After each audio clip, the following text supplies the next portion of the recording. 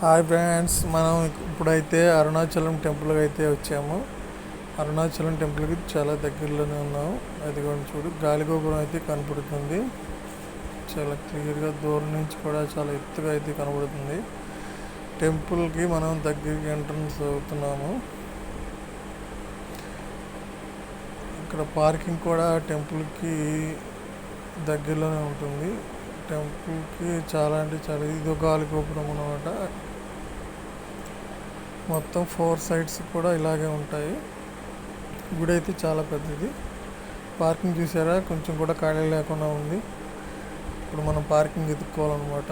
Parking అయితే money అయితే pay చేసి మనం పార్కింగ్ చేసుకుని గుడికి దర్శనం చేసుకుని అయితే వద్దాము.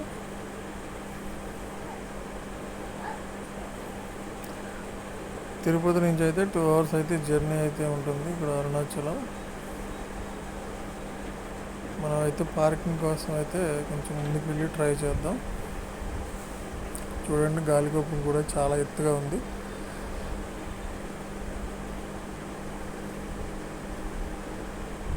అస్సలు పార్కింగ్ అయితే అస్సలు లేదు, మొత్తం అంతా నిండిపోయింది. ఇక్కడ కార్లన్నీ కూడా సైడ్ బై సైడ్ అయితే పెట్టేసి పార్క్ చేశారు. వచ్చేసాము, ఇప్పుడు గాలిగోపురం దగ్గరికి అయితే వచ్చేసాము. చూసారా ఎంత ఎత్తు అయితే ఉందో.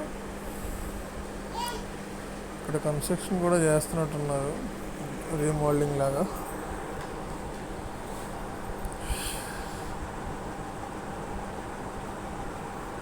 చూడండి ఎంత ఎత్తుగా ఉందో టెంపుల్ అయితే.